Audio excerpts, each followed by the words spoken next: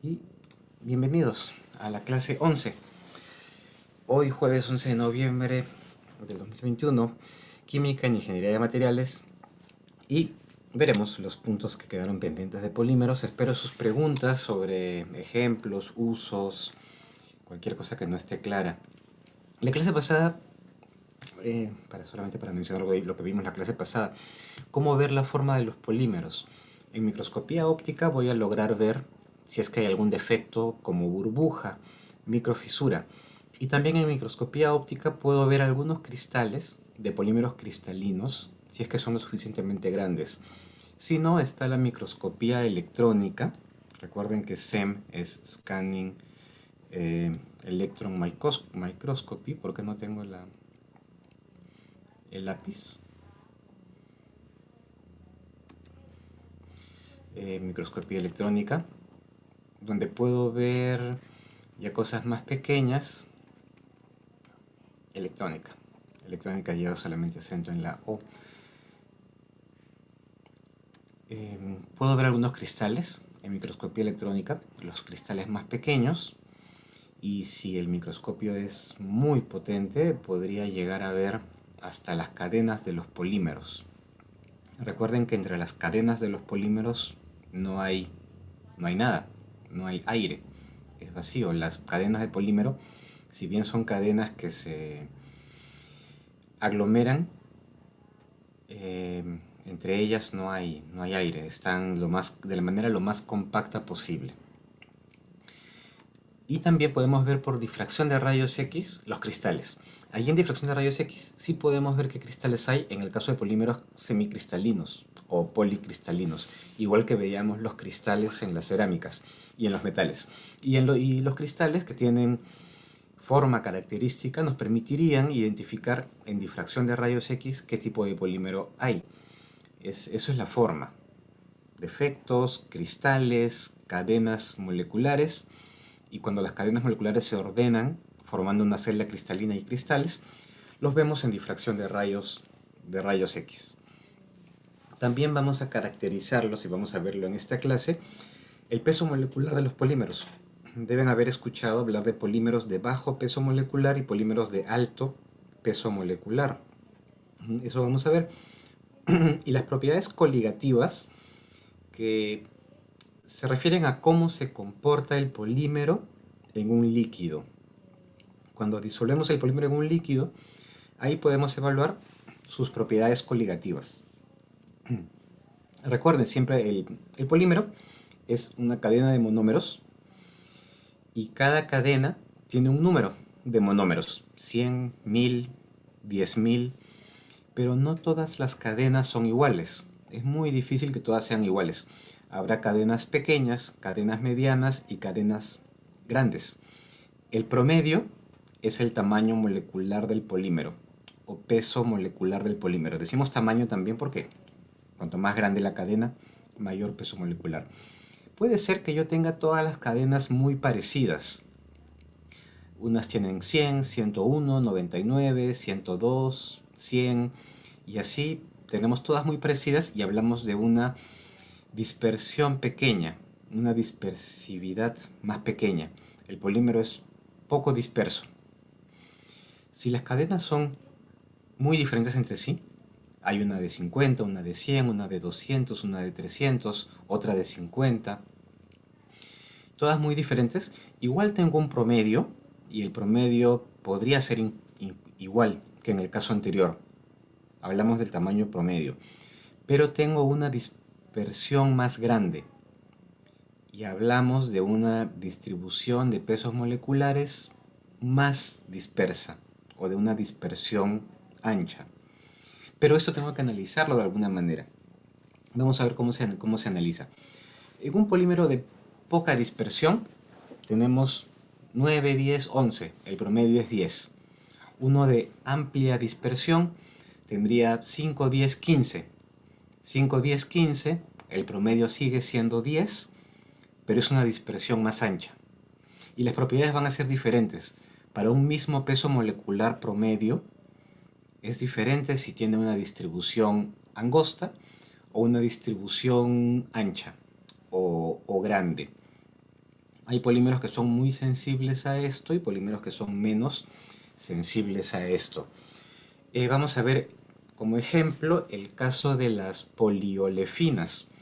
Las poliolefinas son un tipo de polímero que incluye al polietileno,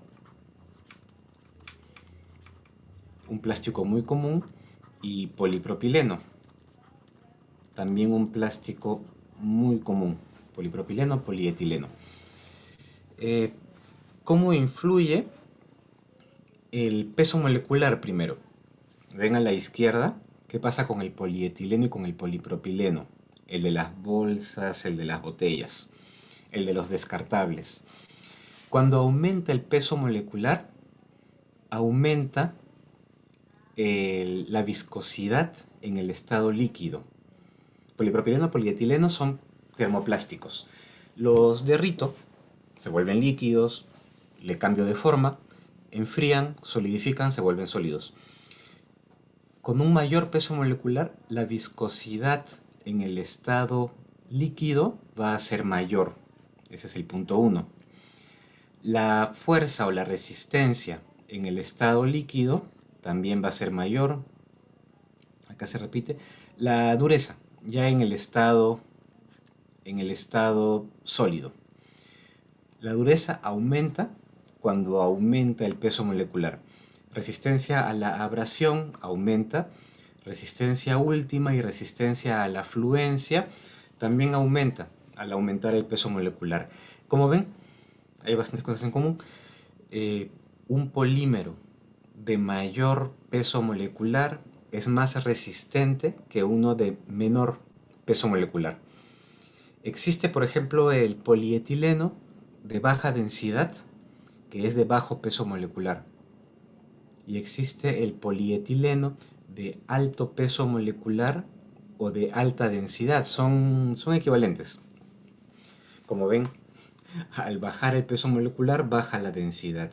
Sube el peso molecular, sube la densidad. Entonces, cuando ustedes vean diferentes polietilenos, un polietileno de alto peso molecular es un polietileno de alta densidad, es un polietileno más resistente. Y existen polietilenos de bajo peso molecular, de medio peso molecular, de alto peso molecular, de ultra alto peso molecular. Cuando hablamos de ultra alto peso molecular ya hablamos de millones de monómeros en la cadena de polímero. Y también influye la dispersión de las cadenas. Cuando son, por ejemplo, en el caso de la viscosidad en el fundido, estamos hablando de la viscosidad en el estado líquido. Si aumenta la dispersión de los pesos moleculares, baja la densidad, baja la viscosidad. Acá vemos en el punto A. En el punto A, al aumentar la dispersión, baja la densidad. En el punto B, al aumentar la dispersión, baja el brillo de la superficie. Aumenta la dispersión, baja la dureza. Entonces, si comparamos los polímeros, ¿no? Por ejemplo, un polímero de dispersión estrecha. Dispersión estrecha, tengo una cadena así, otra cadena así, otra cadena así, otra cadena así. Dispersión estrecha. Y en dispersión ancha, tengo una cadena así, otra cadena así, otra cadena así, otra así, otra así. Entonces, cuando yo me muevo de una dispersión estrecha a una dispersión ancha, empeoran sus propiedades. Al aumentar la dispersión hacia la derecha, al aumentar la dispersión, baja el brillo, baja la resistencia, baja la viscosidad en el estado fundido. Entonces, por eso es importante saber qué peso molecular tiene el polímero y qué tan dispersa es su distribución de pesos moleculares. Si yo quiero un polímero muy resistente, voy a necesitar un alto peso molecular y además me interesa tener una distribución estrecha de estos pesos moleculares. Y ahí puedo cambiar diferentes cosas. Y esto hace que yo tenga muchísimos polímeros. Cuando hablamos de polietileno, no existe un solo polietileno, son miles de tipos de polietileno que se diferencian no solamente en su peso molecular, menos o más, o en su dispersión de pesos moleculares, más estrecho o más ancho, también se pueden diferenciar en que si la cadena es totalmente lineal o ligeramente ramificada o altamente ramificada. Todo eso puede cambiar y estamos hablando solamente del polietileno, porque si hablamos del polipropileno es otra cosa. Si hablamos del poliéster, del nylon, de los poliuretanos es también otra cosa. La distribución de pesos moleculares podemos verla como de esta manera. ¿Cuántas cadenas tengo yo de un determinado peso molecular? Entonces voy a graficar como si fuera un diagrama de barras. ¿Cuántas cadenas tengo de bajo peso molecular a la izquierda y de alto peso molecular a la derecha? Por poner números, si esto es cadenas que tienen 10 monómeros, están a la izquierda. Cadenas que tienen 100 monómeros, más a la derecha. Cadenas que tienen 1000 monómeros, vamos a hacerlo logarítmico para que sea más fácil de acabar. Cadenas que tienen 10.000 y cadenas que tienen 100.000. Como ven, el peso molecular de este polímero está más o menos en 1000. Tengo un montón de cadenas con 1000. Mi promedio de todas las cadenas sigue siendo 1000, pero tengo un montón de 10 y un montón de 1000. Esa es una distribución ancha. ¿Cómo sería una distribución estrecha si en el mismo gráfico yo tengo que mi distribución ancha es, para hacerlo como una curva completa, esta es mi distribución ancha, mi distribución estrecha sería más o menos así. Ahí está una distribución estrecha. Entonces, esa distribución estrecha me va a dar mayor resistencia en el caso del polímero, del sólido, una vez que está listo. Y yo puedo calcular el promedio de pesos moleculares. Bueno, primero que acá en el gráfico lo calculo al ojo, ¿no? Agarro la mitad y digo que es 1000. Pero yo puedo calcular el promedio en número. El promedio en número es cuántos monómeros tengo por cadena. Por ejemplo, en este caso, yo tengo una cadena que tiene 4 monómeros y una que tiene 5.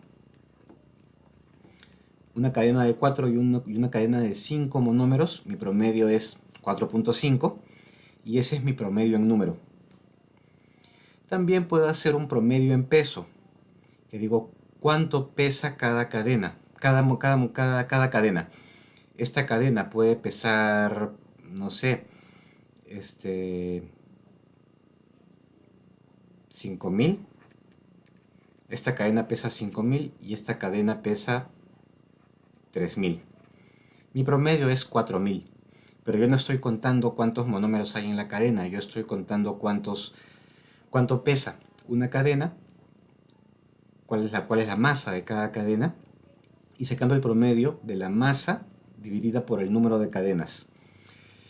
Podría ser igual en muchos polímeros, pero imagínense que el polímero tenga diferentes monómeros con diferentes masas, eso puede cambiar, y después hay fórmulas.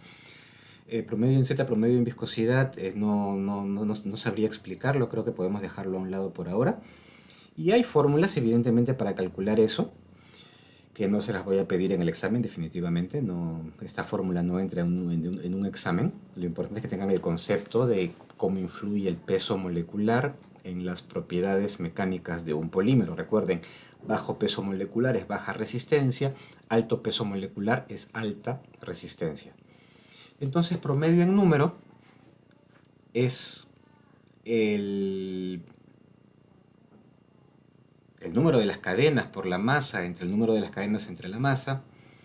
En el peso se incluye la masa y el promedio en Z, promedio de viscosidad son otros factores.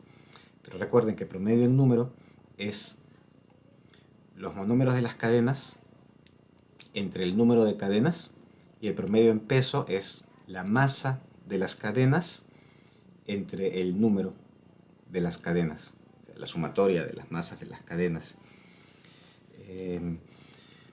Bueno, y no siempre es una curva perfectamente gaussiana y simétrica, ¿no?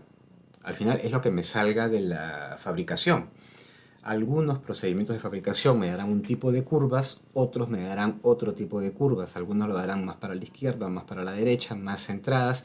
Y cuando tengo estas curvas así, efectivamente, que no son simétricas, ahí puedo ver la diferencia entre el promedio en número, el peso molecular promedio en número, el peso molecular promedio en masa, inclusive podría ser el peso molecular promedio en volumen, ¿no? ¿Qué volumen ocupan las cadenas? No son equivalentes. Cuando veamos promedios de pesos moleculares o pesos moleculares, hay que ver si es un promedio en número o un promedio en peso. En algunos polímeros pueden ser muy diferentes y necesito saber cuál es para poder compararlos. No puedo comparar dos polímeros, promedio en números con promedio en peso. Si voy a comparar dos polímeros, tengo que comparar los dos con promedio en número o los dos con promedio en peso. Como les había dicho, esta sería una figura en el caso de una distribución de tamaños de partícula estrecha o monodispersa y una ancha o polidispersa. Vamos a ponerlo así. Dispersión de pesos moleculares.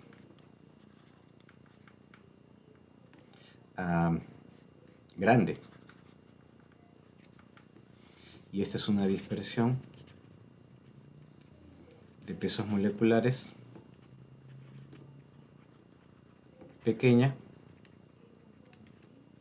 o estrecha. Bueno,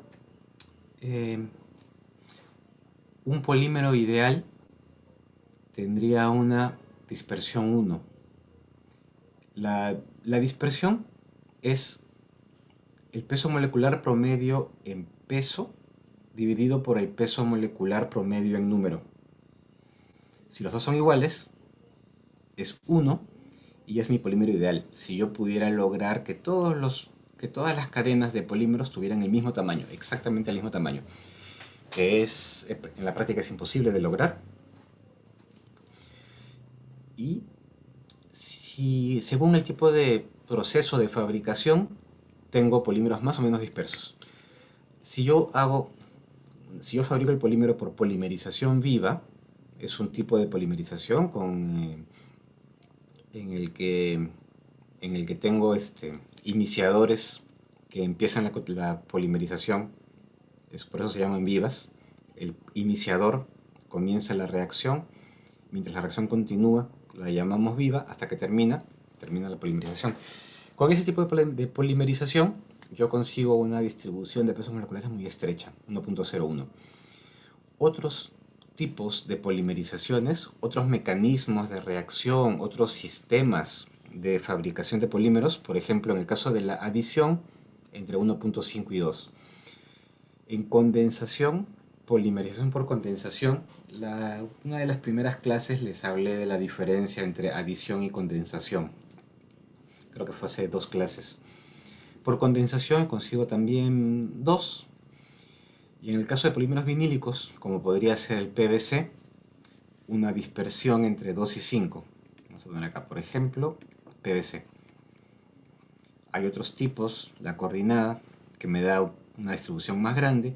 Cuando yo fabrico polímeros ramificados, por ejemplo, los polímeros que tienen ramas así, es mucho más grande la dispersión, es muy difícil saber dónde va a quedar la cadena. ¿Por qué es importante conocer una o conocer las dos? Es principalmente el promedio en peso el que influye en los procesos de fabricación.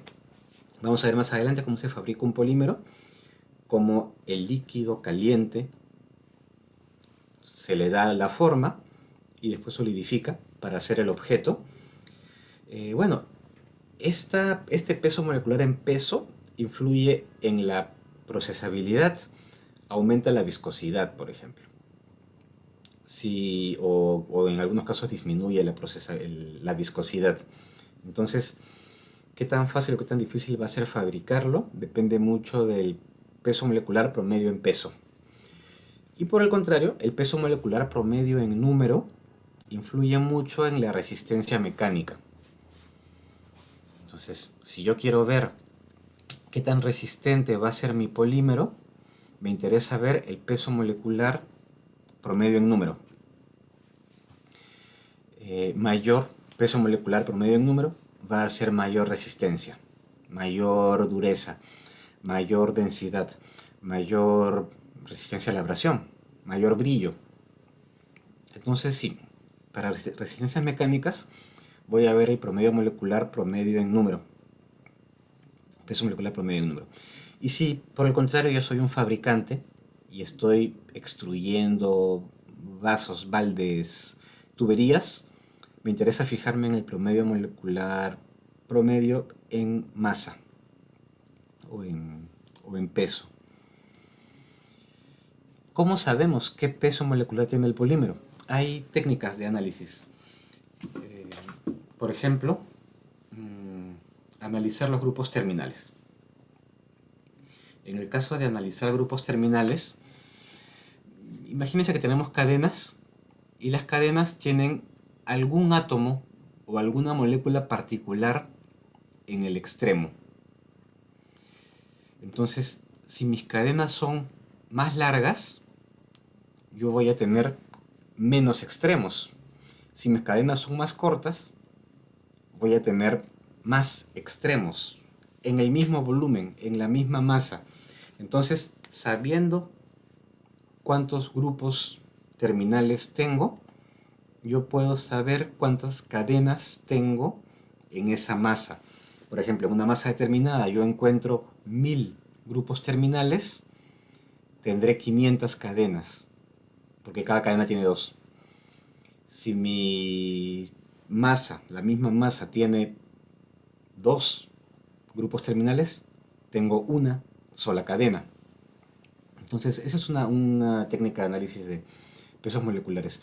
Después está la osmometría, la medición de la presión osmótica, que vamos a ver más adelante. Dispersión de la luz. Cadenas más grandes van a dispersar más la luz. Sedimentación. Cadenas más grandes van a sedimentar más rápido. Puedo hacer espectroscopía de masas, en la que voy a medir directamente el peso de cada polímero. Y después puedo hacer técnicas de comparación o técnicas relativas. En una técnica de comparación o técnica relativa, yo primero calibro mi equipo. Calibro un instrumento con un polímero conocido. Compro un polímero que sé que tiene una masa de 10.000. Lo comparo con el polímero desconocido. Si el polímero desconocido tiene menos masa molecular, va a ser menos viscoso. Más masa molecular va a ser más viscoso. Esa es una técnica relativa. Y también cromatografía por permeación de gel, en la que yo hago pasar diferentes polímeros de tamaños conocidos, y después el desconocido. Y veo dentro de mi serie de polímeros conocidos dónde cae el desconocido. Y esto lo seguimos viendo, técnicas de determinación del tamaño de polímero, y que están relacionadas con las propiedades coligativas. Las propiedades coligativas son cómo un polímero modifica un líquido en el que está disuelto.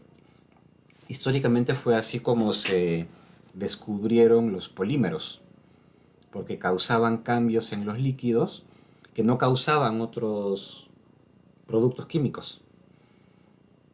La sal o el azúcar o el alcohol cambian las características del líquido en el que están disueltos.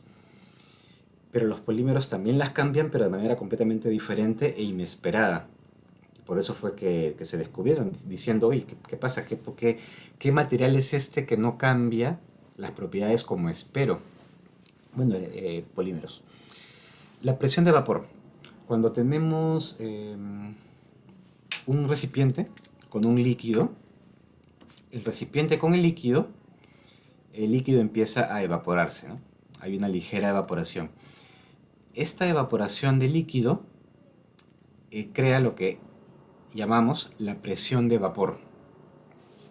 Cuando hay un sólido disuelto, la presión de vapor disminuye.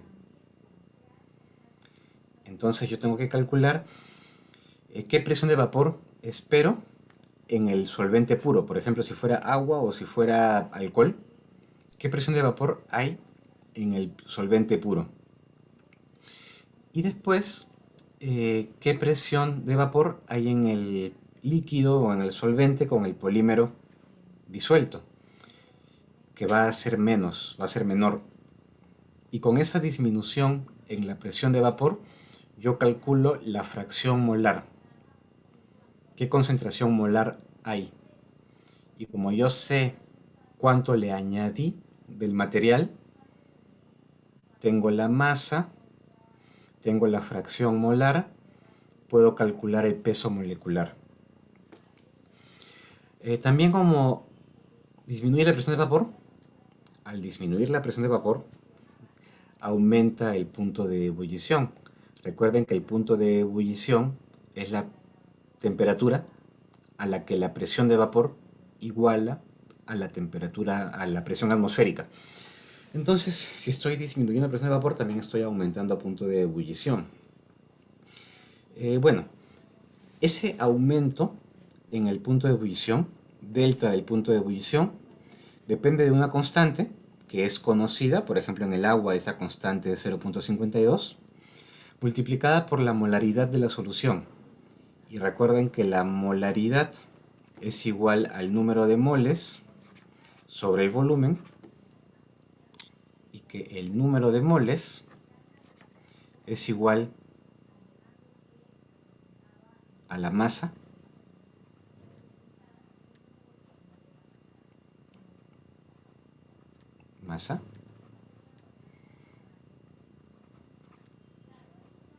no sé qué pasa, masa entre peso molecular, o en inglés mW. Conozco la masa, encuentro el peso molecular. Bueno, igual el peso molecular influye en el punto de fusión. El punto de fusión, que es la temperatura a la que un líquido pasa, un sólido pasa a ser líquido. El punto de fusión cambia según la concentración en la solución. Entonces, la diferencia en el punto de fusión por ejemplo, del agua, si estamos hablando de polímeros en agua, la diferencia en el punto de fusión entre el agua pura y el agua con polímero es igual a la constante por la molaridad de la solución. Igual, molaridad es número de moles entre volumen, y número de moles es masa entre peso molecular. Despejo y consigo mi peso molecular, porque delta de punto de fusión lo mido, la constante la tengo, la masa que agregué también la tengo, la molaridad es la masa que agregué entre el volumen. Es interesante, muy interesante, pero esa es la manera de encontrar cuál es el peso molecular de mi polímero a partir de cómo cambia una solución del polímero. Y otra cosa que cambia cuando tenemos un polímero disuelto en solución y el polímero puro y el solvente puro es la presión osmótica. La presión osmótica es lo que medimos cuando tenemos entre una membrana un solvente puro y una solución del polímero. El efecto es que la solución con el polímero disuelto busca disminuir su concentración. Entonces el solvente puro se mueve a través de la membrana hacia la zona de mayor concentración. Este movimiento del solvente puro hacia la zona de la solución con polímero genera una presión. y esa presión es la presión osmótica. La presión osmótica es proporcional a la molaridad de la solución por la temperatura por la constante R. Y despejando la molaridad, yo conozco el volumen, nuevamente conozco el volumen y la masa del polímero añadida, nuevamente puedo despejar el promedio de pesos moleculares en número. El peso molecular promedio en número. MN. Así lo mido. Y también otra técnica de la que les hablé es la muestra que dispersa la luz. En dispersión de luz hago atravesar un rayo a través de un recipiente transparente donde está el líquido con mi polímero. Hay una luz que atraviesa y hay un porcentaje de la luz que se dispersa, no lo atraviesa. La luz que se dispersa aumenta cuando aumenta la polarizabilidad, y la polarizabilidad depende del peso molecular. Es decir, a mayor peso molecular, mayor luz dispersada. Y también depende del tamaño de partícula. Partículas más grandes, más luz dispersada. Entonces, al dispersar la luz, yo logro encontrar, en el caso del polímero, fíjense, estas son las cadenas de polímero,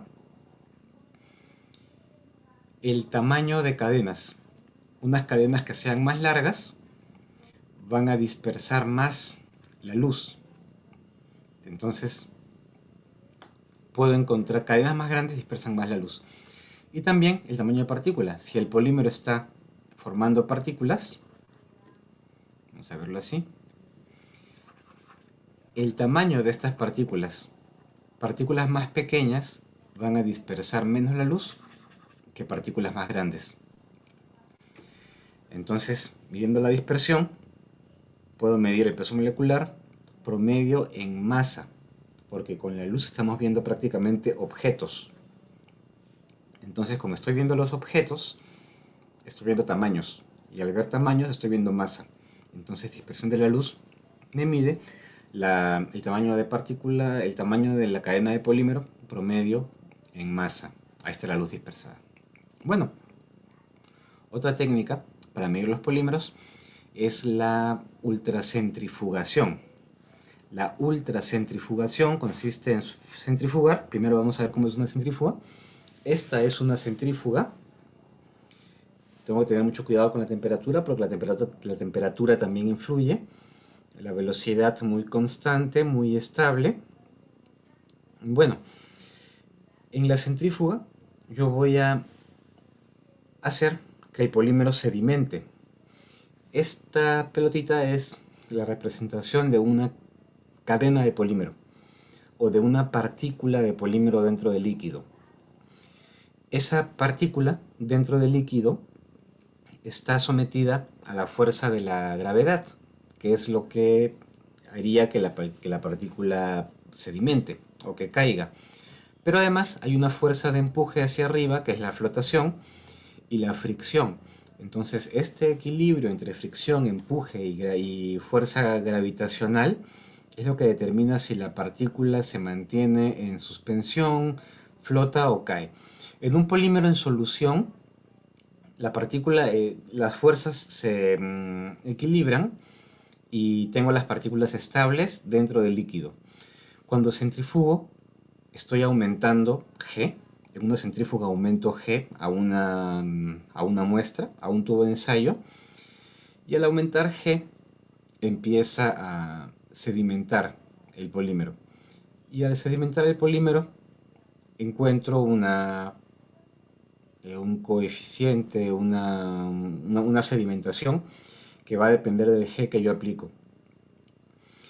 ¿Y por qué? Porque la fuerza gravitacional depende de la masa por G. Entonces, despejando todo, voy a hallar la masa. Esa es, entonces, con la centrífuga yo estoy hallando un tamaño de partícula promedio en masa, promedio en peso.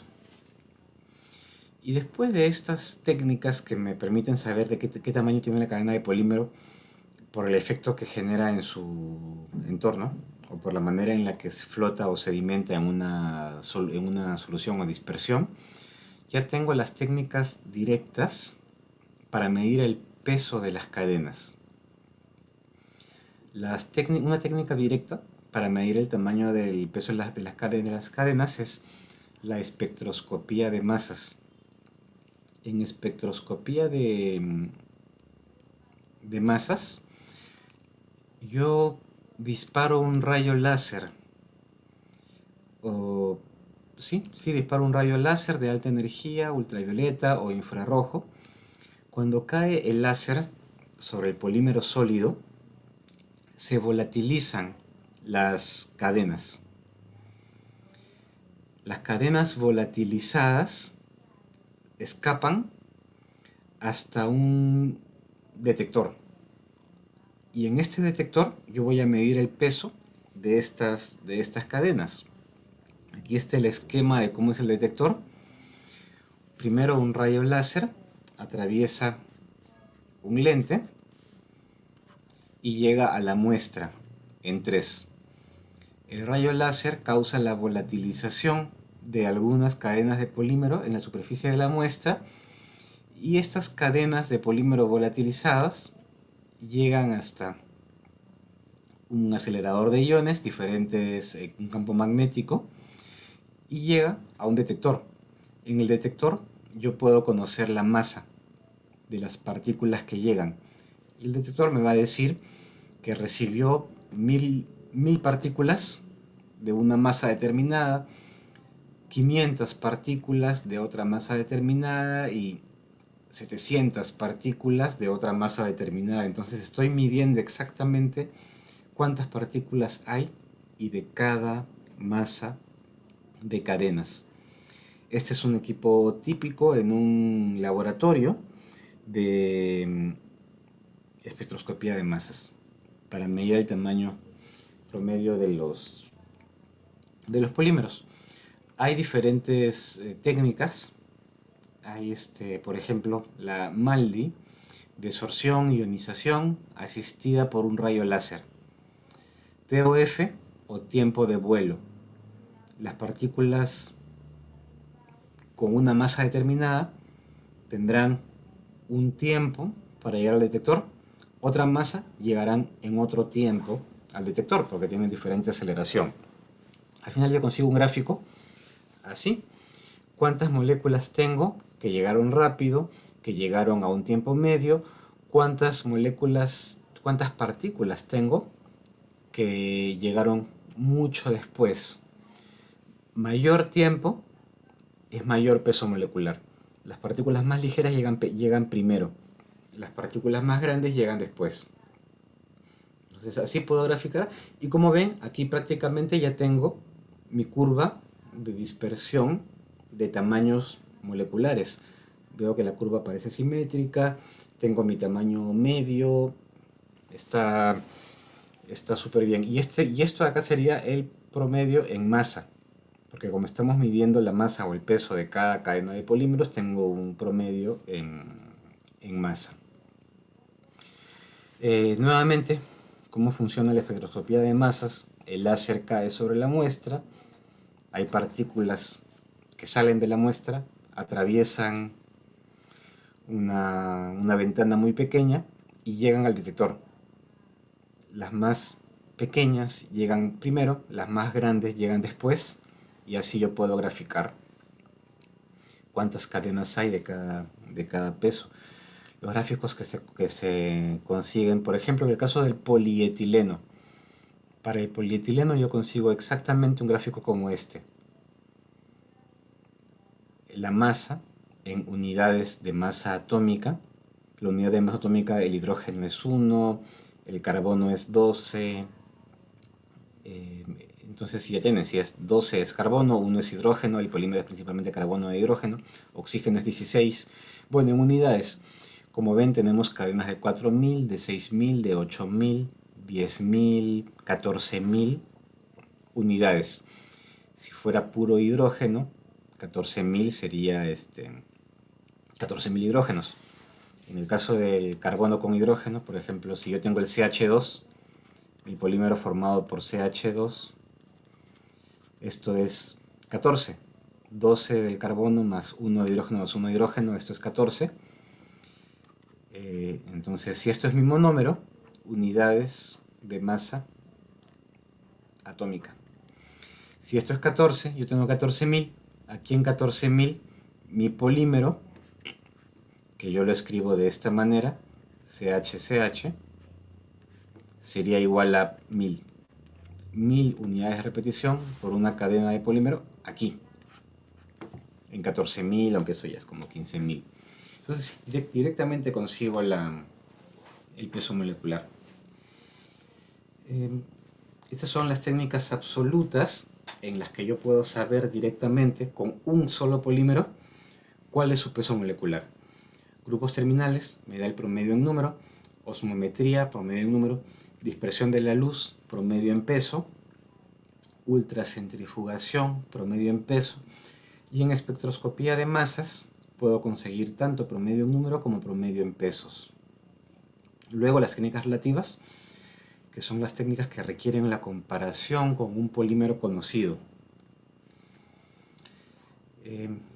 La viscosimetría, la viscosidad, que es la resistencia al cizallamiento de una muestra líquida. Al tener un polímero disuelto, aumenta la viscosidad. Un polímero más grande, disuelto, aumenta más la viscosidad. Y la viscosidad tiene diferentes formas de medirse, por ejemplo en milipascales por segundo o centipoises, porque la viscosidad es pascales por segundo. Y pascal, es claro, pascales por segundo. Y esto acá lo puedes expresar en milipascales por segundo, que es igual a centipoises. O en Stokes, en el caso de la cinemática. Bueno, para comparar las viscosidades, cuando tenemos un fluido como el aire, viscosidad muy baja, menos de 0.01 milipascales por segundo, el agua tiene una viscosidad de 1 milipascal por segundo. La leche, 5 milipascales por segundo. Los aceites, entre 100 y 1000 milipascales por segundo. Y en el caso de los polímeros, superamos los 1000. Entonces, un polímero de bajo peso molecular podría tener 500 milipascales por segundo. Un polímero de alto peso molecular, 5000 milipascales por segundo. Esa es la comparación. Entonces, la viscosidad relativa es la viscosidad del polímero disuelto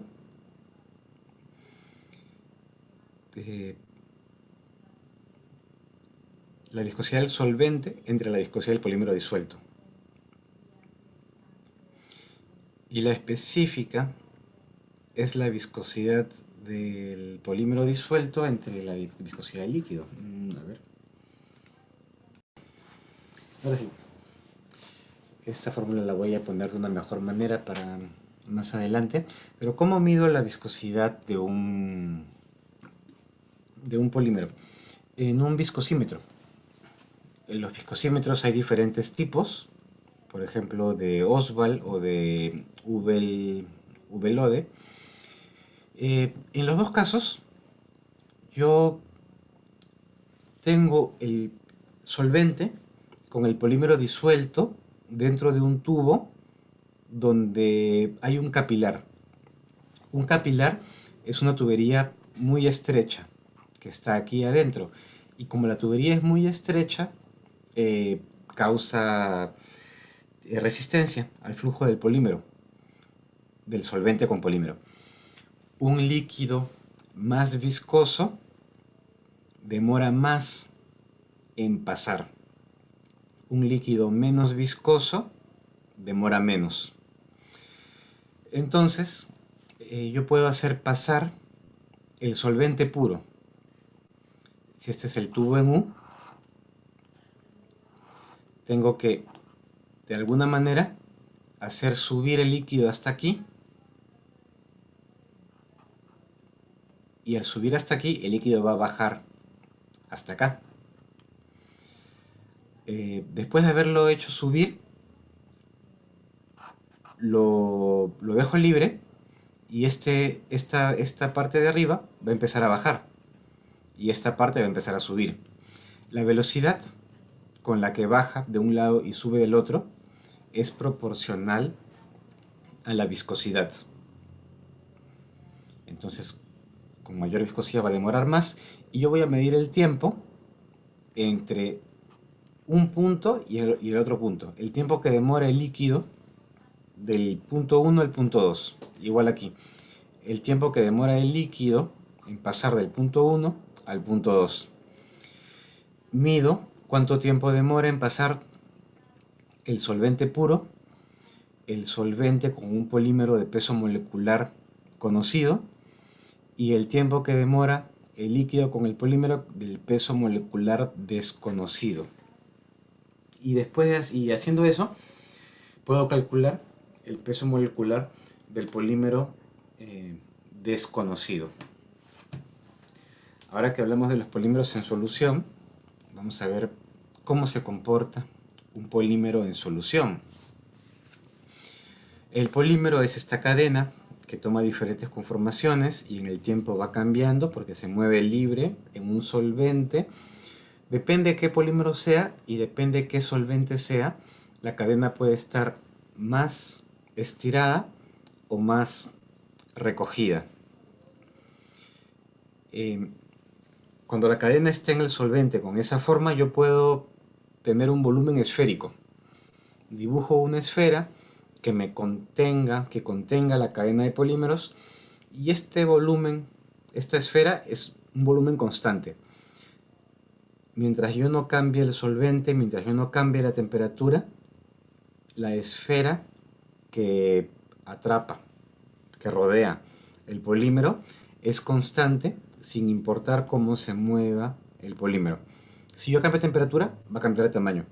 Si cambio de solvente, también va a cambiar de tamaño. Pero si no, es estable. Y eso no cambia según la concentración de la solución. Si yo tengo poco polímero, las esferas, las cadenas van a estar muy separadas. Si tengo el polímero más concentrado, van a haber más esferas, van a estar más cerca entre sí, pero el volumen de cada esfera va a ser el mismo. Y las esferas pueden empezar a tocarse, pero son el mismo tamaño de las esferas. Si aumento aún más la concentración, ya no tengo solución diluida, empiezo a considerar que tengo una concentración alta, una solución concentrada, y ya no tiene sentido hablar de esferas porque las cadenas están entrelazadas entre sí. Y si quito el solvente, ahí me queda el sólido, con las cadenas entrelazadas entre sí. Si el solvente es un mal solvente o un solvente pobre, la cadena no se estira, está retraída sobre sí misma. Vamos a llamarlo mal solvente. Si es un buen solvente, la cadena se estira. La cadena es muy afín al solvente, la cadena prefiere el solvente antes de preferir estar retraída sobre sí mismo. Por eso decimos un buen solvente tiene mayor interacción polímero-solvente, entonces aumenta la interacción y bueno, y va a aumentar la viscosidad de una solución. Entonces es importante, si vamos a comparar la viscosidad en un viscosímetro de diferentes polímeros, que sea con el mismo solvente para no tener este efecto. Buen solvente, mayor solvatación de la cadena, mayor efecto de la cadena en la solución, mayor viscosidad. Ahora, la última técnica de medición de tamaño de partículas por comparación es la cromatografía por permeación de gel. En la cromatografía por permeación de gel, yo tengo unos cartuchos con gel. Estos son los cartuchos con gel. que me van a separar el polímero. Primero, tengo un solvente, un líquido que va a arrastrar el polímero. El solvente, se le quita el gas, pasa por una bomba, el solvente se bombea y en este punto se inyecta el polímero. Aquí están las muestras de polímero. Es un punto de inyección, el solvente corre y dentro del flujo de solvente se introduce una pequeña muestra de polímero. Atraviesa los diferentes cartuchos llenos de gel y dentro de ese gel ocurre la separación. Las cadenas van a moverse más o menos rápido dentro de ese gel según su tamaño.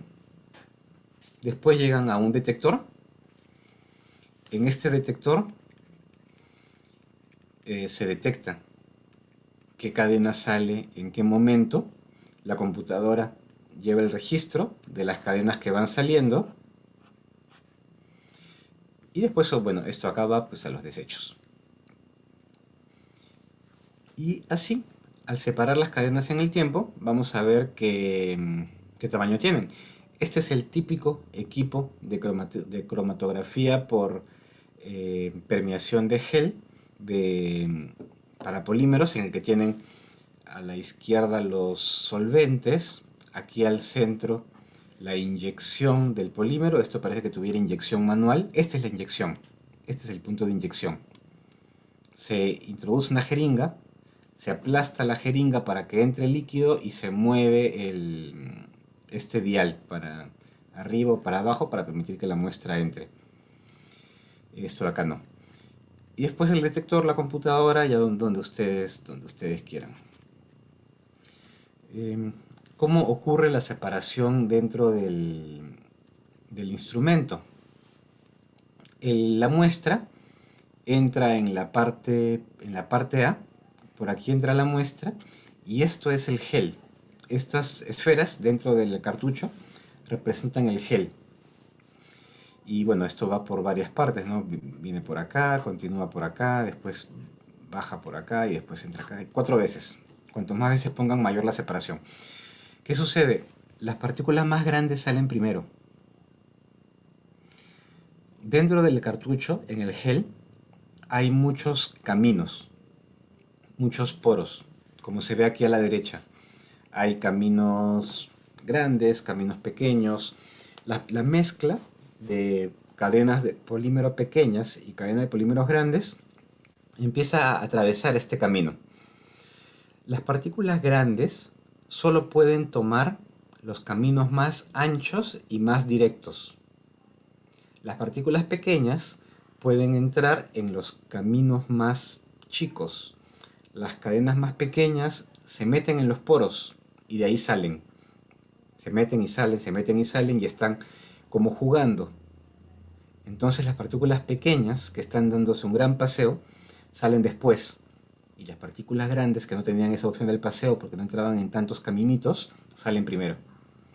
Entonces en el tiempo, menor tiempo de retención es mayor rapidez para cadenas más grandes.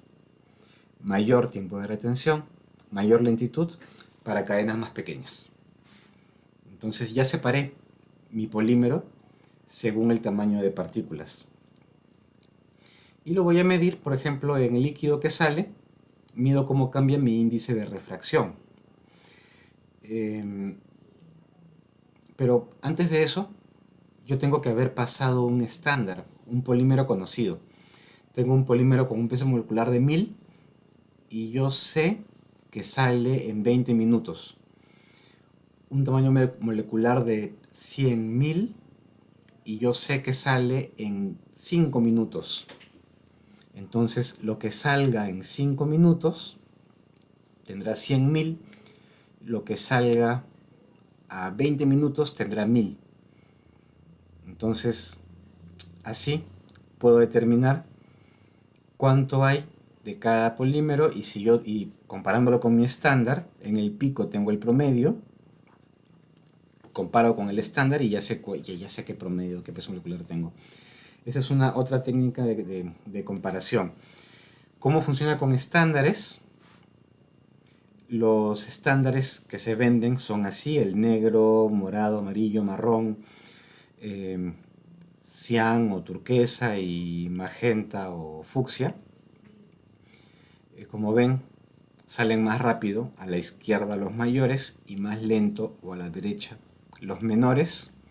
Trazo una recta de calibración, peso versus tiempo o volumen atravesado, y cuando paso mi polímero desconocido caerá en algún punto de la recta en tiempo y puedo llevarlo a la izquierda para saber cuánto tiene de peso molecular. Bueno, esas son todas las técnicas de comparación. Recuerden que en el caso de la cromatografía de permeación en gel, estamos separando en base al tamaño que el polímero ocupa en la solución, no directamente en base a su peso, no directamente en base a su número de monómeros, pero sí directamente al tamaño que ocupa en solución. Una esfera más pequeña saldrá más tarde, una esfera más grande saldrá más pronto. Sí, lo ideal es que no demore más de 30 minutos por polímero. Si demora más de 30 minutos, algo estoy haciendo mal, o estoy yendo muy lento, o mi solvente no es el adecuado, o mi gel no es el adecuado. Es una precisión aceptable, buena, me da la distribución, pero requiere estándares y el polímero tiene que ser soluble. Claro, yo puedo probar en agua, puedo probar en alcohol, puedo probar en cloroformo, tetrahidrofurano, dimetilsulfona, son solventes más apolares o polares según el polímero que esté tratando. Pero hay bastantes, hay bastantes. Bueno, ¿alguna pregunta sobre caracterización de polímeros?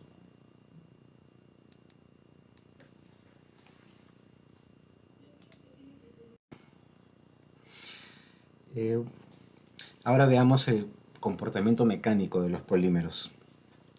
Los polímeros son muy sensibles a la temperatura. Las propiedades mecánicas dependen muchísimo de la temperatura. Recuerden que estamos hablando de materiales que funden a 100, 200, 300 grados. No tenemos otros materiales con tan poco rango de temperatura de uso. Con los metales hablamos de más de 500 grados, con las cerámicas de más de 1000 grados. Con los polímeros raramente vamos a trabajar a más de 100, aunque hay polímeros que resisten perfectamente 150 hasta 350. Veamos el caso de un polimetilmetacrilato. El polimetilmetacrilato o acrílico tiene diferentes comportamientos a 4 grados, a 20, 30, 40, 50, 60 centímetros, y aquí pueden ver su curva de esfuerzo de formación a diferentes temperaturas. A temperaturas bajas, como 4 centígrados, el polimetilmetacrilato es muy rígido. Si lo golpean se va a romper, se va a romper de manera frágil. No es flexible, si lo tratan de deformar un poco se va a romper. Ya a 20 centígrados, la temperatura a la que lo usamos, generalmente temperatura ambiente, ya no es frágil, y a 30 grados, 40 grados se va haciendo más blando. A partir de 50, 60 grados, mucho más. ¿Qué efectos tiene? Eh, Primero tienen que tener cuidado dónde van a utilizarlo. Si están utilizando en algún lugar con nieve, por debajo de 0 centígrados, el polímero va a ser frágil, como podría ser no solo en un lugar con nieve, también podría ser dentro de una congeladora, si lo utilizan para guardar alimentos. Y otro defecto, si superan los 60 grados, es que el polímero ya se vuelve maleable y pueden darle forma. Esto es el caso es lo que se usa o lo que se aprovecha para darle forma a las piezas de acrílico. Muchas piezas de acrílico que ahora utilizamos para tantas cosas, para protección, por ejemplo, se les da forma, se compran como una plancha rígida, se calientan para poder doblarlas y así darle forma. Y esto depende mucho del tipo de polímero que sea. Este es el polimetilmetacrilato y puede cambiarse, por ejemplo, con plastificantes. Con un plastificante yo logro que sea más suave a menos temperatura. Y por el contrario, también hay endurecedores, por ejemplo, cargas minerales. Las cargas minerales hacen que sea más rígido a temperaturas más altas. Bueno, y pueden hacer las medidas a diferentes temperaturas. Así, esta curva de esfuerzo de formación que se consigue con una máquina de tracción, podrían hacerlas a temperatura baja o a temperatura alta si rodean el polímero con una especie de refrigerador o con una especie de estufa para cambiar la temperatura durante la prueba. Y así podrían ver el comportamiento, porque no todos los polímeros responden igual a la temperatura. Habrá polímeros que cambiarán más en un rango de temperatura y menos en otro rango de temperatura. Esto es por encima y por debajo de su temperatura de transición vítrea. Recuerden que hemos hablado de la temperatura de transición vítrea o la TG. La TG o temperatura de transición vítrea es la temperatura a la cual las zonas amorfas empiezan a moverse mucho más, las cristalinas empiezan a deshacerse. Superando la temperatura de transición vítrea, el polímero se vuelve mucho más maleable. Así como hay polímeros que tienen temperatura de transición vítrea por encima de 100, que recién a partir de 100 yo veré un reblandecimiento, hay polímeros que la tienen por debajo de 0. Entonces a la temperatura ambiente nunca veré este cambio. ¿Cómo hago la prueba de resistencia a la tracción o al impacto? Vamos a ver las dos. En la resistencia a la tracción utilizo una columna de tracción. Para los polímeros son pequeñas porque los polímeros tienen bajas resistencias a la tracción comparados, por ejemplo, con los metales. Los metales tienen muchas más altas resistencias a la tracción. Y la resistencia al impacto es la prueba en la que yo golpeo la probeta de plástico para ver con qué fuerza se rompe. En una prueba de resistencia a la tracción, yo tengo la probeta de prueba, el espécimen, la muestra, entre dos pinzas o mordazas, y tengo un extensómetro, aplico una fuerza de tracción, la probeta se va a deformar y voy a poder medir y graficar la fuerza aplicada y la extensión de la prueba durante este esfuerzo. Esto es lo que yo les decía, que pueden hacerlo a temperatura ambiente, así como está, al aire, o podría colocar la muestra y todas las dos mordazas dentro de un pequeño horno para subir la temperatura, o en una pequeña refrigeradora para bajar la temperatura, y así hacer la prueba a diferentes temperaturas con el mismo material. Y también puedo ir cambiando los materiales. En temperaturas bajas y en los polímeros termoestables tengo los comportamientos que vemos hacia la izquierda. Los comportamientos que vemos más hacia la izquierda, duro y frágil o duro y resistente, son típicos de termoestables, también llamados termoset, termoduros, polímeros entrecruzados, polímeros reticulados, polímeros en red. Estos termoestables son los polímeros que no cambian con la temperatura, que no funden. Una vez que están fabricados y que han tomado la forma del objeto, ya no van a cambiar con la temperatura, ya no van a fundir. Si yo caliento, los voy a destruir, voy a quemarlos, pero nunca van a fundir. Las curvas que vemos más hacia la derecha, que son para los polímeros duros resistentes o suaves resistentes, que son generalmente los termoplásticos, tienen un comportamiento como lo ven aquí, menos frágil. Y esto sería comparando 4 polímeros a la misma temperatura, por ejemplo, a temperatura ambiente. Entonces tenemos la curva esfuerzo de formación en tracción para polímeros frágiles, para polímeros menos frágiles. Generalmente los más frágiles son los termoduros y los más suaves son los termoplásticos. Vamos a comparar los diferentes polímeros comúnmente utilizados, del menos resistente al más resistente. Vean arriba que tenemos polietilenos, polietileno de baja densidad o bajo peso molecular, y polietileno de alta densidad o alto peso molecular. Tienen una resistencia a la tracción entre 8 y 20 megapascales. 8 megapascales para el de baja densidad y 20 megapascales para el de alta densidad. Una elongación a la rotura entre 100 y 600 para el de baja y entre 10 y 1200 para el de más alta, elongación a la rotura. Y aunque este rango que damos aquí es bastante amplio, porque como les dije, hay diferentes tipos de polietileno, hay diferentes tipos de polietileno de baja densidad y diferentes tipos de polietileno de alta densidad, dependiendo no solamente exactamente cuál es su peso molecular, sino también si son lineales, ramificados, qué tipos de monómeros acompañantes pueden utilizar. El PVC o policloruro de vinilo, que es el siguiente que vemos aquí en resistencia, una resistencia a la tracción entre 20 y 50, una elongación a la rotura entre 40 y 80%. Tenemos el teflón, politetrafluoroetileno, y tenemos el polipropileno. En el Perú el polietileno es el más utilizado y el polipropileno es el segundo más utilizado, el PVC creo que es el tercero. Bueno, el polipropileno es mucho más resistente que el polietileno comparable al PVC. El polipropileno tiene una resistencia a la tracción entre 30 y 40 megapascales. Igual hay polipropilenos de diferentes pesos moleculares, del más bajo al más alto. Y el polipropileno tiene una elongación a la rotura entre 100 y 600%. El polipropileno se estira un poco menos que el polietileno.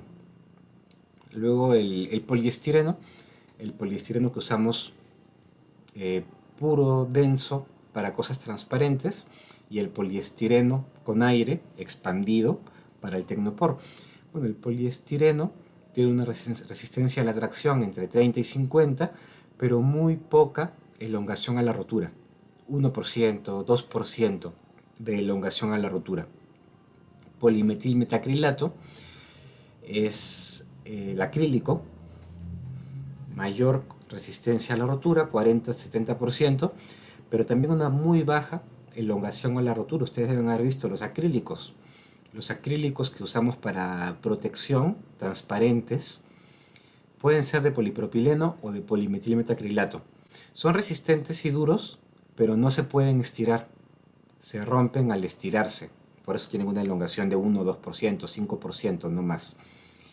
El nylon, que es un plástico muy resistente, el nylon que usamos para cuerdas, para medias, para algunas piezas muy importantes mecánicas. Por ejemplo, si yo quiero hacer un plástico muy resistente para electricidad o para mecánica, lo hago de nylon.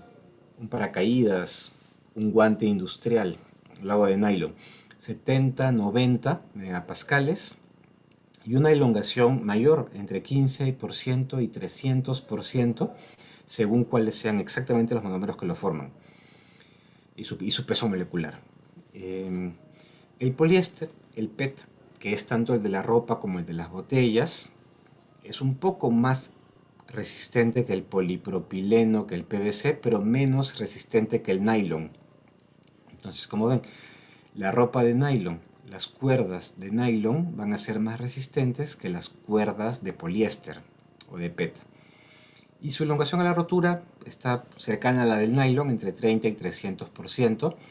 Y el policarbonato, que también se usa para cosas transparentes, muy resistentes, como lentes, 60-70% megapascales de resistencia a la tracción y 100-150% de elongación. Entonces ya con eso tenemos todos los plásticos comunes comparados, ordenados, del de menor resistencia a la tracción al de mayor resistencia a la tracción. Y como ven, la elongación a la rotura no guarda relación con la resistencia a la tracción, sino que las dos dependen solo de qué polímero los forma, y dentro del polímero si es de bajo peso molecular o de alto peso molecular. La prueba de resistencia al impacto es similar a la que hemos visto para metales. Puedo golpear una probeta de ensayo que está fija en solo uno de los extremos o que está fija en dos extremos. Un péndulo, en este caso no estoy utilizando una aguja en un dial, estoy ya usando sensores electrónicos para medir la fuerza que causa la rotura de la probeta. Estas dos pruebas son muy importantes en polímeros: resistencia al impacto y resistencia a la tracción. Y vamos a tener que comparar los polímeros entre ellos. ¿Cuáles son los más rígidos y los más flexibles? ¿Cuáles son frágiles? ¿Cuáles tienen mayor resistencia a la tracción? ¿Cuáles tienen mayor elongación? De los que hemos visto, polietileno. El polietileno es un polímero flexible con alta resistencia a la elongación y no es frágil. El segundo que vimos, el polipropileno, no veo el polipropileno, pero el polipropileno, si ustedes lo ven, no, el polipropileno debe estar por aquí, un poco más resistente que el polietileno. El poliestireno, que es muy frágil. Después el nylon, una alta resistencia a la tracción, no es frágil. El poliéster, un poco más rígido. Y las resinas epóxicas, que es un termoestable, bastante rígido. Entonces podemos comparar así todos los polímeros. ¿Y cómo se comparan los polímeros con los metales? Vamos a comparar el módulo de Young. El módulo de los polímeros es mucho menor que de los metales y de las cerámicas. En metales y cerámicas tenemos un módulo en el orden de los gigapascales. Y en el caso de los polímeros, de los megapascales. Entonces siempre recuerden eso.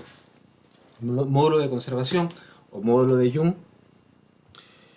En los polímeros, megapascales, y en los metales y cerámicas, gigapascales.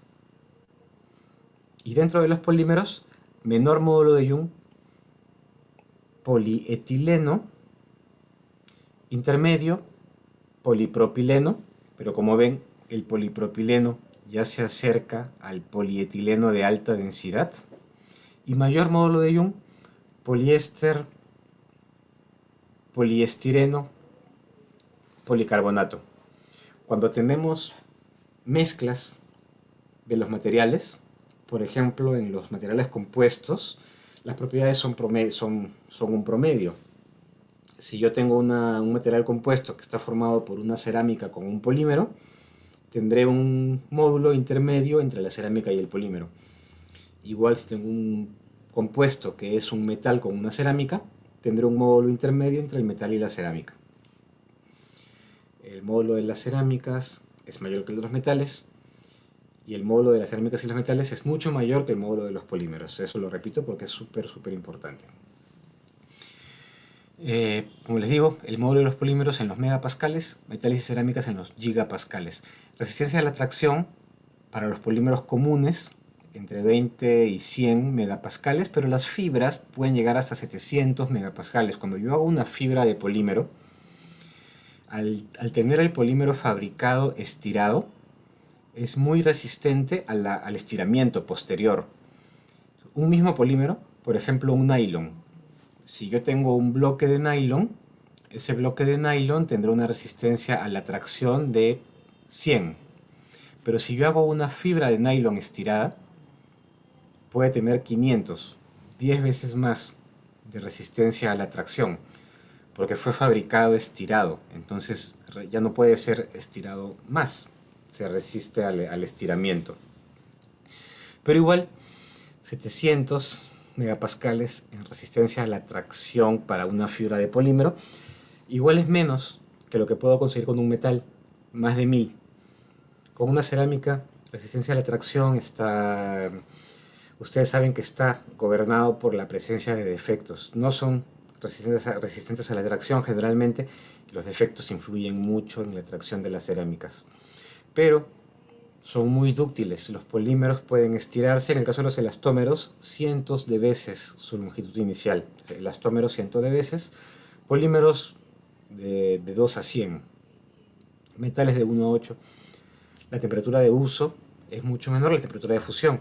Los polímeros funden entre 100 y 350. Hay polímeros con 350, pero no más. Los metales hasta 2800, las cerámicas hasta 4000. Y la expansión térmica, los polímeros tienen un mayor coeficiente de expansión térmica que los metales, y los metales mayor que las cerámicas. Y bueno, ahora comparemos en la curva de esfuerzo de formación diferentes polímeros. El polimetilmetacrilato, que ven ahí en magenta, es un polímero rígido, pero muy resistente. El ABS, acrílico butadieno estireno, es rígido pero menos resistente que el polimetilmetacrilato. Después el nylon, muy resistente. El polipropileno, más o menos resistente. Polietileno de alta densidad, un poco menos. Y polietileno de baja densidad, low density polyethylene, mucho menos. Entonces, siempre que analicemos materiales hay que analizarlos en comparación. Entonces, si van a decir qué tan resistente es tal polímero, sí, pero con respecto a cuál. El polipropileno es más resistente que el polietileno, pero menos que el nylon. O los polímeros son menos resistentes que las cerámicas, sí, pero vamos a ver contra qué cerámica y qué polímero. Si vamos a comparar, no sé, pues el nylon con el grafito, estamos más cerca que si comparo el polietileno con el acero. Muy bien, y dentro de la curva de esfuerzo de formación, ustedes ya saben que los polímeros principalmente presentan este comportamiento. Una zona elástica en la que el esfuerzo y la deformación son perfectamente proporcionales, hasta el límite de proporcionalidad, que es el punto A. Luego tienen un límite elástico, que es el punto B. Antes de ese límite elástico, el polímero recupera sus dimensiones originales. Después del punto B, el material, el polímero, ya no recupera sus dimensiones originales. Hasta el punto C, el punto de máxima resistencia, el punto de máxima, digamos, de cedencia. A partir del punto C ya yo empiezo a causar daño irreversible dentro del material. Hay una reducción en la resistencia hasta el punto C, y luego hay una subida hasta el punto D, porque hay un aumento de la resistencia por alineamiento de las cadenas de polímero. Las cadenas de polímero se alinean y este alineamiento lo hace más resistente.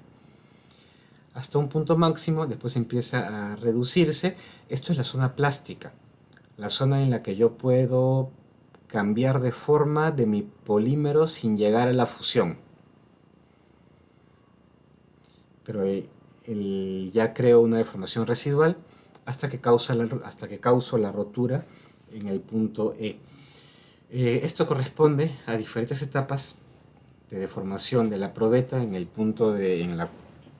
el ensayo de esfuerzo de formación. En la zona, como vimos aquí, elástica, de el punto O hasta el punto A, hay una deformación de la probeta perfectamente reversible, y después de este punto máximo ya veo la formación de un cuello en la probeta. La formación de ese cuello es irreversible. Y según avanzo en el ensayo, el cuello crece. No es que esta parte central que ya se formó se siga estirando. Esta parte central, vamos a dibujarla acá exagerado, esta parte central que se formó acá tiene un tamaño determinado. Y ese tamaño ya no se reduce. Al seguir esforzando el material, lo que pasa es que, vamos a continuar por acá, lo que pasa es que empieza a aparecer más arriba. Entonces, este material de acá es el mismo que está acá. Si yo lo llevo hacia la derecha, el material que está a la izquierda es el mismo que está a la derecha, solo que este cuello fue creciendo hacia arriba y cada vez la probeta tiene más cuello y se está estirando, pero el ancho de ese cuello sigue siendo el mismo. Entonces, se sigue estirando, se sigue hasta que se rompe. Esto es en el caso de los polímeros semicristalinos. ¿Qué está pasando durante este ensayo? Sin deformación, tenemos zona cristalina y zona amorfa. Al inicio de la deformación, en la zona elástica, tengo que las zonas amorfas empiezan a estirarse. Las cadenas de polímero dentro de la zona amorfa se mueven, se estiran y el polímero reversiblemente se deforma, de manera reversible. En la parte C ya no es reversible. En la parte C empiezo a romper o a separar, a deshacer las partes cristalinas. Los cristales se hacen más pequeños y eso permite una mayor deformación, un mayor estiramiento irreversible. Y cuando voy acercándome al final del ensayo y empieza este aumento de resistencia en el material, es porque se alinean las cadenas. Ya hemos estirado tanto el polímero que las cadenas se van alineando y se oponen a la deformación. Visto en la curva es así. Es como ven, la zona reversible a la izquierda, en la que solo deformo zonas amorfas, la zona no reversible o plástica, cuando empiezo a deshacer las zonas cristalinas, y la zona en la que consigo el aumento de la resistencia por tensión, el aumento de la resistencia por alineamiento de las cadenas, y una vez las cadenas están alineadas es más difícil deformarlas, hasta la destrucción en la que rompo las cadenas. Desde el inicio estoy rompiendo cadenas, pero ya en la destrucción final las rompo completamente para generar la deformación. Esto es un polímero a una temperatura fija, una temperatura estable. ¿Qué pasa cuando cambio la temperatura? Ya habíamos visto que el polímero pasa de rígido a suave a elástico hasta ser un fluido. Vamos a verlo más grande. Este polímero, y vamos a ver su módulo de Young. El módulo de Young, que está a la izquierda, en gigapascales y megapascales, por debajo de la temperatura de transición vítrea, el polímero está en estado vítreo, no es un vidrio, pero está en el estado vitroso o vítreo, que es el estado en el que las cadenas están fijas. Es rígido, no se puede deformar con facilidad, y una alta deformación causaría la rotura. Al elevar la temperatura, este polímero podría ser, no sé, digamos que es el polipropileno. El polipropileno de alta resistencia. El polipropileno es, bueno, rígido, temperatura baja. Pasando a la temperatura de transición vítrea se vuelve un poco más suave y su módulo baja de 1 gigapascal a 1 megapascal. de 1 gigapascal a 1 megapascal. En esta lo puedo utilizar muy bien, no se va a romper si lo golpeo. Si continúo, el calentamiento se convierte en una goma. Es un polímero elástico. Aquí lo puedo deformar, puedo cambiar su forma. Si elevo más la temperatura, llegamos a un estado de flujo, de flujo elástico, es mucho más suave, hasta que llego a un flujo viscoso y finalmente la fusión.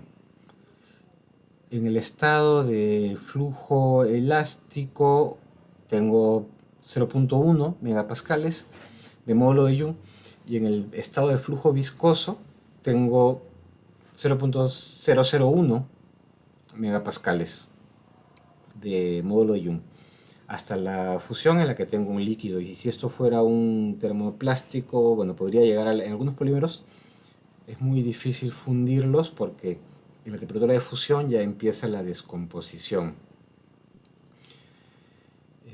Esto ocurre para los termoplásticos. Los termoestables nunca van a llegar a flujo.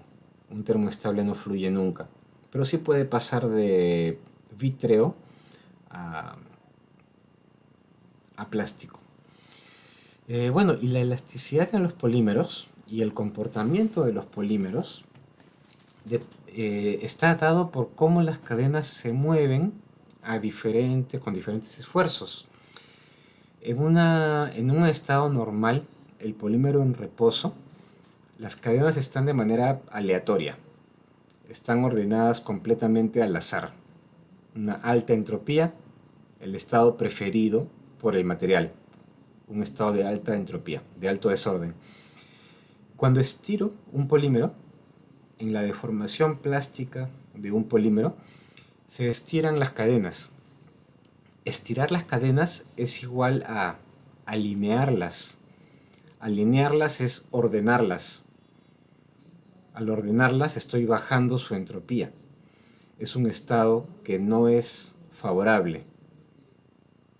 Entonces, al cesar el esfuerzo, las cadenas van a volver de su estado no favorable, de orden y baja entropía, a un estado más favorable, desorden, alta entropía.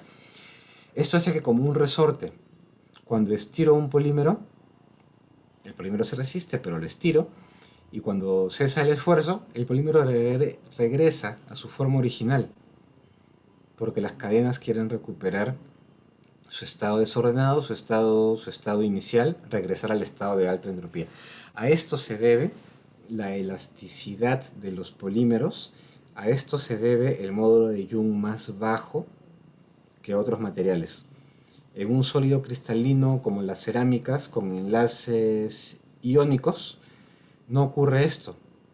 Hay muy poca posibilidad de que, por no decir cero, que las partículas se ordenen ante un esfuerzo. Ahí estamos más modificando el espacio entre átomos o el espacio entre moléculas, igualmente en un metal. Pero en un polímero no, en un polímero hay mucho más espacio entre las cadenas son flexibles y pueden fluir y pueden moverse una contra otra, una con respecto a la otra. Entonces esto hace que los polímeros sean mucho más blandos que todos los demás materiales. Bueno, eso es en el caso de un termoplástico. Cuando está deformado, tenemos el estado de baja energía.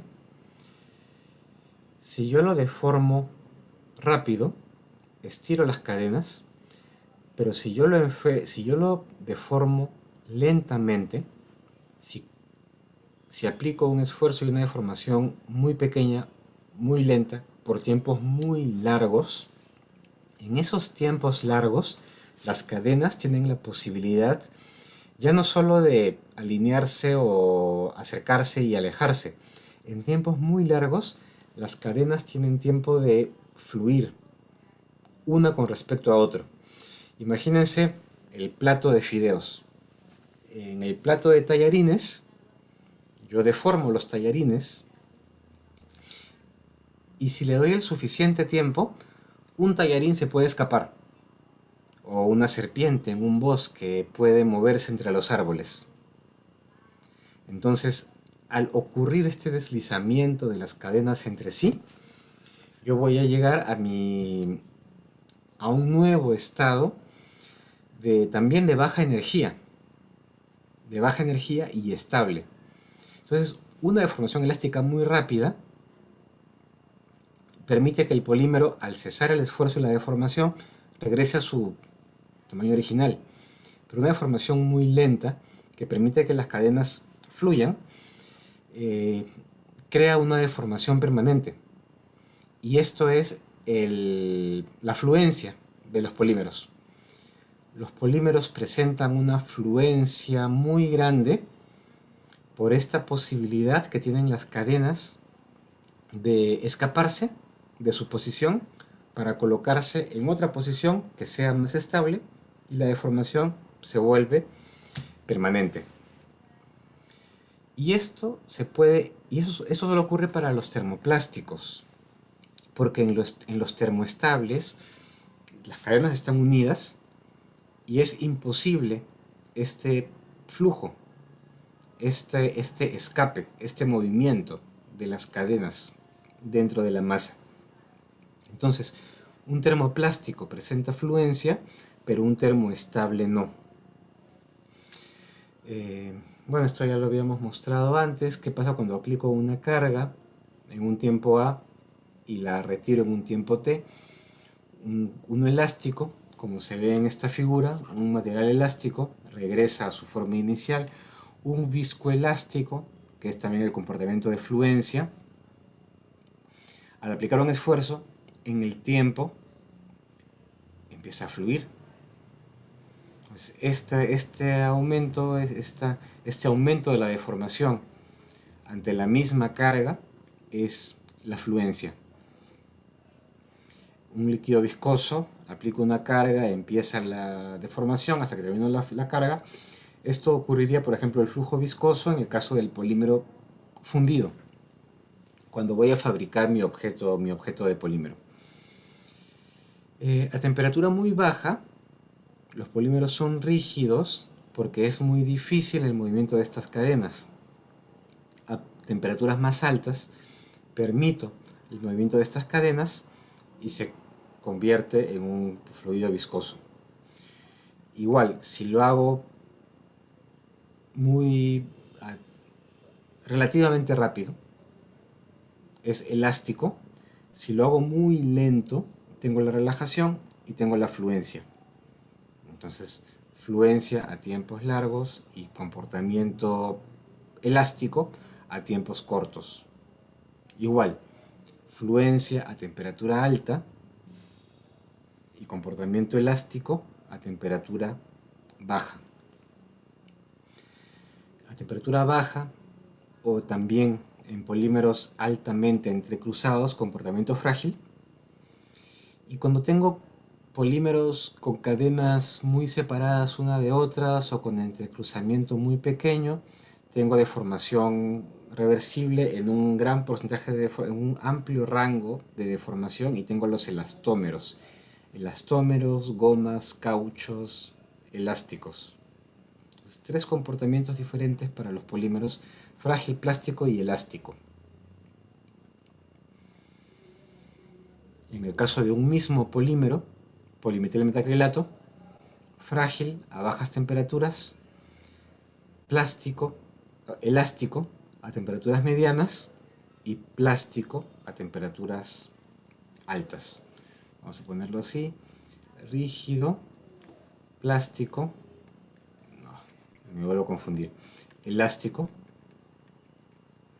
y plástico. El mismo polímero. Ahora sí, veamos el punto importante de cómo fabrico los polímeros. Un método de fabricación de los polímeros es por vaciado. En el vaciado, coloco el polímero en su estado líquido dentro de un molde y espero que solidifique. Este es un ejemplo de una resina, que podría ser resina epóxica, resina poliéster. ¿Por qué digo que es un ejemplo de resina? Porque están trabajando a temperatura ambiente. La persona que está trabajando ahí está trabajando a temperatura ambiente. La única manera de hacerlo es con una resina. Un producto que yo compro líquido, lo llevo a la fábrica o al taller, lo mezclo con un catalizador, con un endurecedor, parte A, parte B o parte ABC, y después de mezclados se mantiene líquido por un tiempo corto. Depende del polímero, puede ser minutos, puede ser horas. Lo mezclo, es líquido, lo pongo en un molde, el polímero en su forma líquida toma forma del molde, la reacción ya empezó. Cuando la reacción termina, el polímero solidifica y puedo sacar mi pieza del molde, mi pieza endurecida. Entonces, esta forma de fabricación se llama vaciado. El vaciado yo lo puedo hacer a temperatura ambiente en el caso de polímeros termoplásticos y lo puedo hacer también en el caso de polímeros, en el caso de termoestables, lo hago por vaciado a temperatura ambiente, y en el caso de los termoplásticos yo lo podría hacer derritiéndolos. De la misma manera, tengo un molde, una forma que quiero copiar, en otro lugar derrito mi termoplástico, lo caliento a 200. Una vez que está calentado a 200, este polímero fluye, lo vacío en el molde enfría, solidifica y lo retiro. Es una técnica bastante fácil que no requiere mucha inversión en el caso de resinas. En el caso de termoplásticos hay que ver cómo logro derretirlo sin quemar nada más, así que no es muy común usar esto en polímeros termoplásticos. Es más común usarlo en polímeros termoestables, pero es como podrían hacer el cemento, ¿eh? Hacer la mezcla de cemento con agua, vaciarla dentro del encofrado, esperar que solidifique y sacar el encofrado. También lo hacen con resinas. Vamos a ponerlo aquí para que no quede duda. Resina termoestable.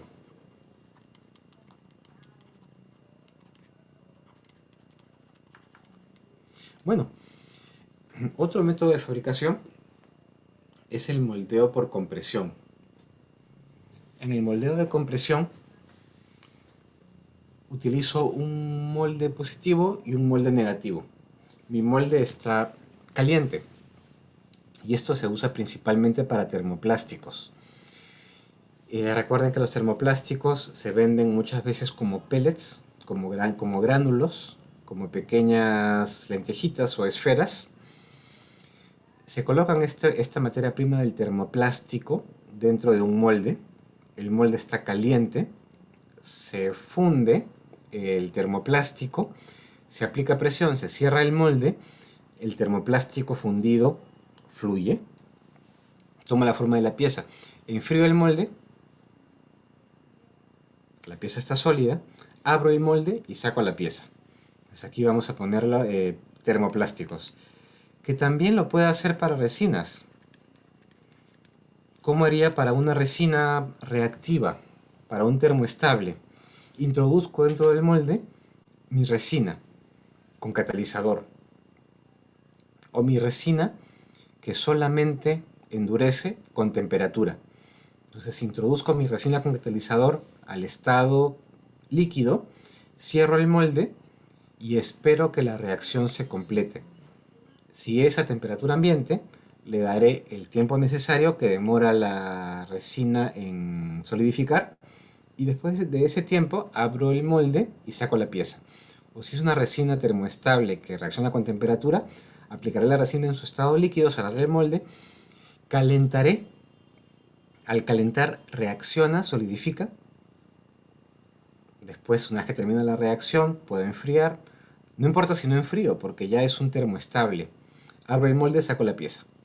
Pero en la práctica, este método es el más utilizado para termoplásticos. Es mucho más común en termoplásticos que en termoestables. Otra forma de fabricación es entre rodillos, que se usa mucho para las gomas. En el caso de la fabricación de gomas entre rodillos, los rodillos son calentados. Yo controlo la separación entre los rodillos y controlo la temperatura de los rodillos. Introduzco la goma, la temperatura de los rodillos suaviza la goma y empieza a dar vueltas. Entra y sale. Una vez que está aquí, yo podría agregarle color, agregarle otros aditivos y continúa cuantas veces yo necesite para darle la forma final. ¿Para qué lo comprimo? Lo comprimo si quiero hacer, por ejemplo, piezas con color, porque dentro de esto yo puedo agregar colorantes y aditivos. Y la mezcla bajo presión me da bastante movimiento y bastante posibilidad de hacer la mezcla. Y después puedo sacarlo en láminas si lo necesito. Igual esta técnica me permite quitar cualquier burbuja de aire que haya dentro de la goma.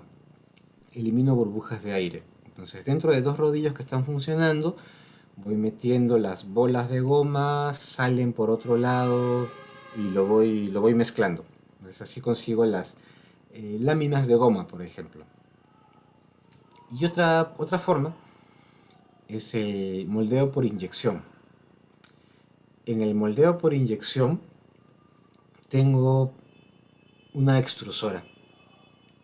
La extrusora es un tornillo que lleva el material de un lado a otro. Yo introduzco las granallas de termoplástico. El termoplástico sólido entra por arriba al tornillo. El tornillo caliente derrite los gránulos, se forma un fluido, se extraen los gases que se forman dentro del tornillo y el material que es llevado ya en su forma líquida sale por el extremo del tornillo y entra en un molde. El molde se enfría, la pieza endurece y sale la pieza. Esto es el proceso de inyección. La inyección que han visto aquí sale de esta extrusora. Como ven, la extrusora es el ingreso de sólidos. Yo puedo ingresar sólidos, colorante, aditivos. En el barril, con el tornillo sin fin, se calienta, se derrite, se mezcla. Tiene que haber salida de gases. Cualquier gas que se formó tiene que salir. Se puede aplicar vacío, extracción para evitar las burbujas y sale. Así como sale a un molde y saqué una silla antes, de un cabezal yo puedo sacar un hilo, puedo sacar una pieza, una fibra, y así hago fibras de polímeros. ¿Cómo se ve? Una extrusora es así. Solamente la zona de extrusión puede ser de, no sé, 3 metros de largo, de 2 a 3 metros de largo. Puedo tener un tornillo simple o un tornillo doble. El tornillo doble mezcla más que el tornillo simple. Y hay diferentes temperaturas. Yo puedo poner cada zona a diferentes temperaturas según lo que esté haciendo. La temperatura tiene que ser la temperatura a la que mi polímero es fluido, pero no puede ser tan alta que yo lo vaya a quemar. Si me paso de la temperatura se quema el polímero y yo no quiero eso. La temperatura mínima para que fluya, menos temperatura, voy a requerir más energía, más fuerza del motor para que fluya. Más temperatura, más líquido, menos energía del motor para que fluya, pero con el riesgo de dañar el polímero. Esa es, y como puedo hacer sillas, puedo hacer cualquier otra pieza. Etapa de llenado, en la que lleno el molde. Etapa de enfriado, la pieza endurece. Apertura del molde y extracción de la pieza. Es el mismo mecanismo que la impresora 3D. Imagínense que acá a la salida, a esta salida, aquí sí, aquí yo podría tener mi impresora 3D. Como les voy a mostrar una foto de la impresora 3D. Imagínense que en una impresora 3D yo tengo la base sobre la que voy a poner mi pieza. Y si ustedes quieren hacer una Torre Eiffel, lo único que tendrán que hacer es poner su extrusora en este sentido. Acá tienen el tornillo sin fin, y acá tienen la salida de extrusión, y acá tienen el ingreso de material. Si ustedes compran esos lápices de impresión 3D, el lápiz de impresión 3D o la impresora 3D no es más que una pequeña extrusora completada en vertical de donde sale el material y les permite la extrusión. Ahora, ahí tengo unas fotos más adelante. La impresión 3D es algo que se hace todavía a muy pequeña escala. Cuando tienen escalas industriales, muchísimas copias, tienen que hacerlas con procesos de inyección o procesos también de soplado, moldeo por soplado. Es similar al proceso de soplado del vidrio, pero es a una temperatura mucho menor. Se introduce una preforma, un pedazo del polímero fundido con caliente dentro de un molde con la forma de la botella. Dentro del polímero caliente suave se inyecta aire comprimido. Este polímero se expande y al expandirse llena el molde y consigo la botella. Eso es muy usado en el caso de botellas y de frascos, soplado. Botellas de agua, botellas de gaseosa, botellas para productos químicos, todos esos. Y también puedo hacer fibras. Si mis fibras tienen que ser muy delgadas, ya necesito cosas más, agujeros más pequeños para extruir. Agujeros más pequeños van a requerir viscosidades más bajas y temperaturas más altas, presiones más altas. Igual tengo un tanque, tengo el ingreso del material, una zona en la que se funde el polímero caliente, una bomba para que el polímero caliente salga, un filtro, ¿sí? Porque mis agujeros son tan pequeños que no puedo permitir que un grano de arena vaya a tapar mis agujeros. De los agujeros salen los filamentos, esos filamentos forman un hilo y ese hilo termina siendo embobinado finalmente. Bueno, ese es el proceso para fibras. Y la impresión 3D, de la que hablábamos. La impresión 3D puede ser simplemente un filamento que pasa por una extrusora. Si yo parto de un filamento, necesito menos maquinaria, porque el filamento ya no requiere más mezclado ni mucha presión.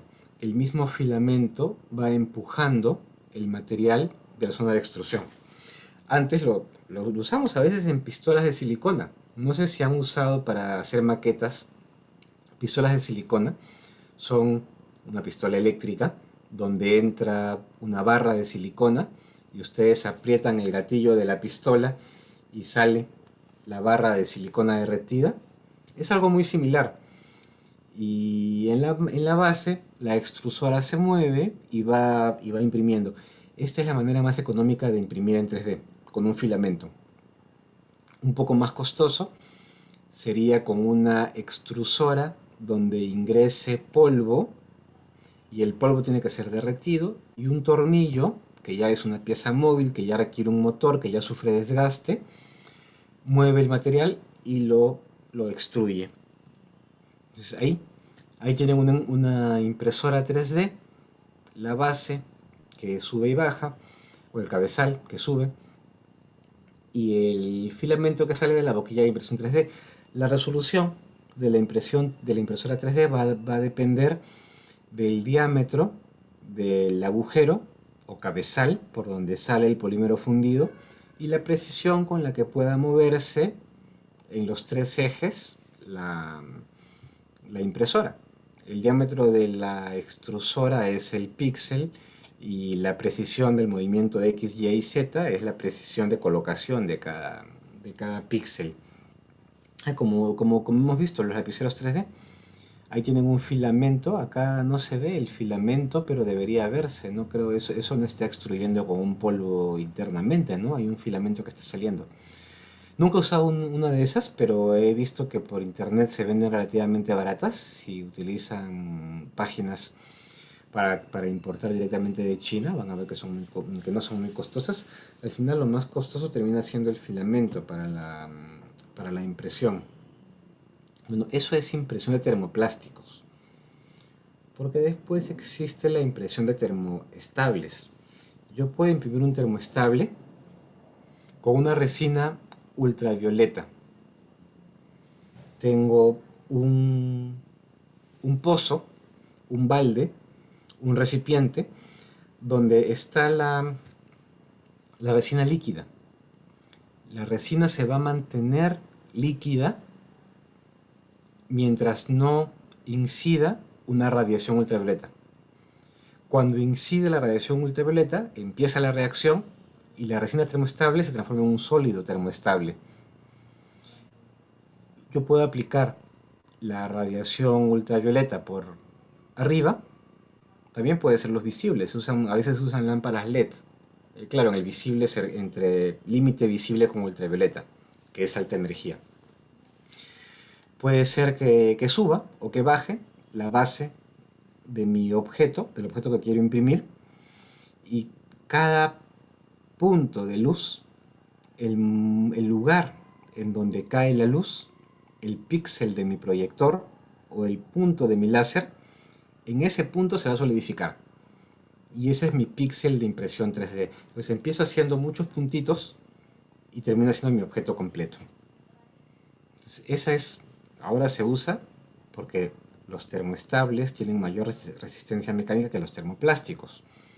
Entonces, se está usando mucho la impresión 3D en resinas, es mucho más costosa, la maquinaria es mucho más costosa y los polímeros que se fabrican también, la materia prima que se utiliza es también mucho más costosa. Pero bueno, todo está reduciéndose de costo. Hace 5 años esto era muy costoso, que solamente las universidades lo podían comprar para investigación. Ahora ya se puede comprar para hobby. Es, es increíble cómo se reducen los costos año a año. Y para que revisen, les dejo como tarea ver estos videos.